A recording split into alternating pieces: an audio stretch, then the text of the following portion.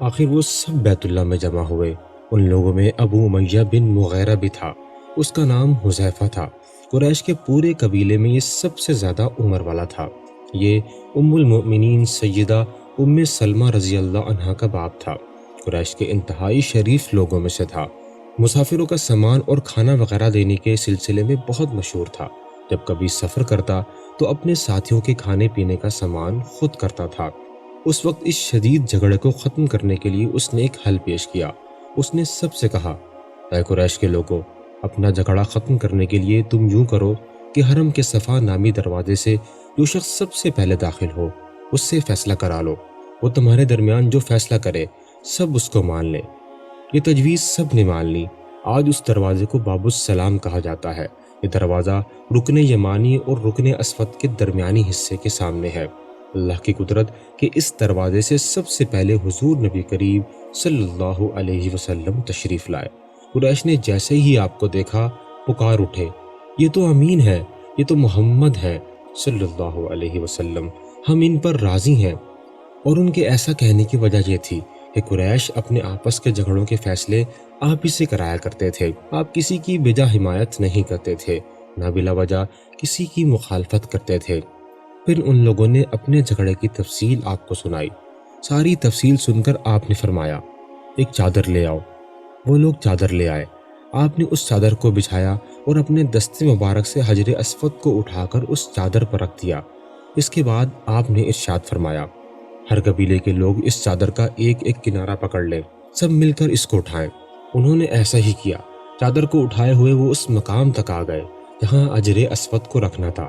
اس کے بعد نبی اکرم صلی اللہ علیہ وسلم نے حجر اسود کو اٹھا کر اس کی جگہ رکھنا چاہا، لیکن عین اس وقت ایک نجدی شخص آگے بڑھا اور تیز آواز میں بولا، بڑے تعجب کی بات ہے کہ آپ لوگوں نے ایک کم عمر نوجوان کو اپنا رہنما بنا لیا ہے، اس کی عزت افزائی میں لگ گئے ہو۔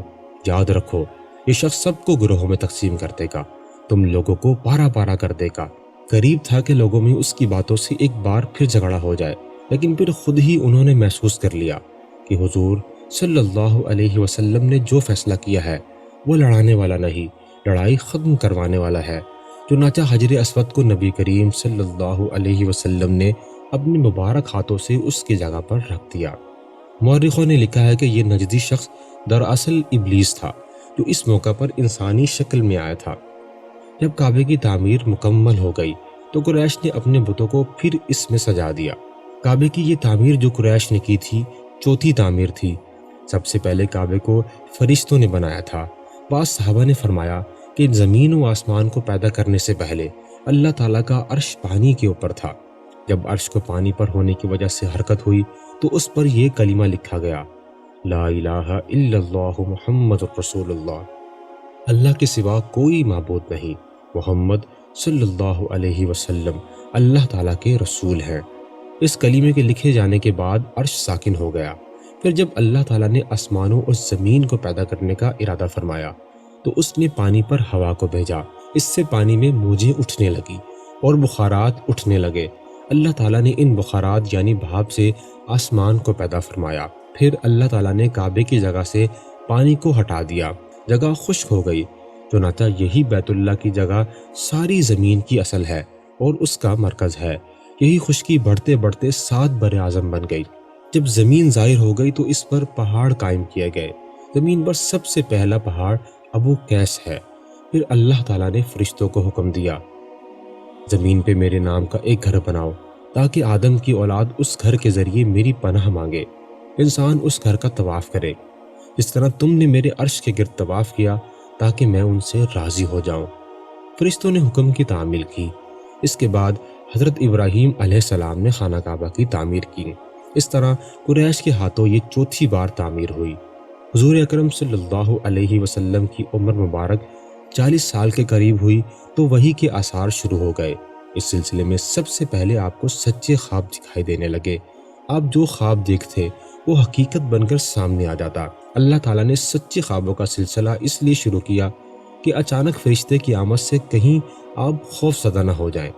ان دنوں ایک بار آپ نے سیدہ خدیجہ رضی اللہ عنہا سے فرمایا، جب میں تنہائی میں جا کر بیٹھتا ہوں تو مجھے آواز سنائی دیتی ہے، کوئی کہتا ہے اے محمد اے محمد۔ صلی اللہ علیہ وسلم۔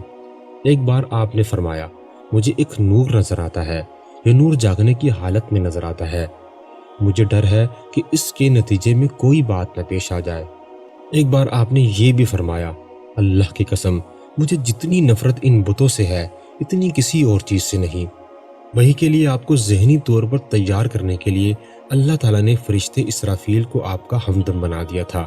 آپ ان کی موجودگی کو محسوس تو کرتے مگر انہیں دیکھ نہیں سکتے تھے۔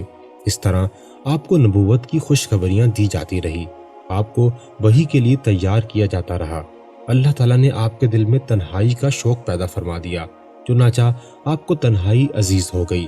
آپ غار ہرا میں چلے جاتے اور وہاں وقت گزارتے۔ اس پہاڑ سے آپ کو ایک بار آواز بھی سنائی دی تھی، میری طرف تشریف لائیے اے اللہ کے رسول۔ اس غار میں آپ مسلسل کئی راتیں گزارتے، اللہ کی عبادت کرتے۔ کبھی آپ 3 راتوں تک وہاں ٹھہرے رہتے، کبھی 7 راتوں تک، کبھی پورا مہینہ وہاں گزارتے۔ آپ جو کھانا ساتھ لے جاتے جب ختم ہو جاتا تو گھر تشریف لے جاتے۔ یہ کھانا عام طور پر زیتون کا تیل اور خشک روٹی ہوتا تھا، کبھی کھانے میں گوشت بھی ہوتا تھا۔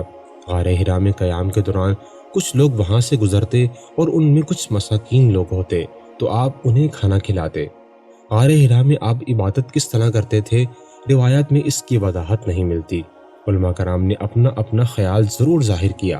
ان میں سے ایک خیال یہ ہے کہ آپ کائنات کی حقیقت پر غور و فکر کرتے تھے اور یہ غور و فکر لوگوں سے الگ رہ کر ہی ہو سکتا تھا۔ پھر آخر کار وہ رات آ گئی جب اللہ تعالیٰ نے آپ کو نبوت اور رسالت عطا فرما دی۔ آپ کی نبوت کے ذریعے اپنے بندوں پر عظیم احسان فرمایا۔ وہ ربیع الاول کا مہینہ تھا اور تاریخ 17 تھی۔ بعض علماء نے یہ لکھا ہے کہ وہ رمضان کا مہینہ تھا کیونکہ قرآن رمضان میں نازل ہونا شروع ہوا تھا۔ 8ویں اور تیسری تاریخ بھی روایات میں آئی ہے، اور یہ پہلا موقع تھا جب جبرائیل علیہ السلام وحی لے کر آپ کی خدمت میں حاضر ہوئے۔ اس سے پہلے وہ آپ کے پاس نہیں آئے تھے۔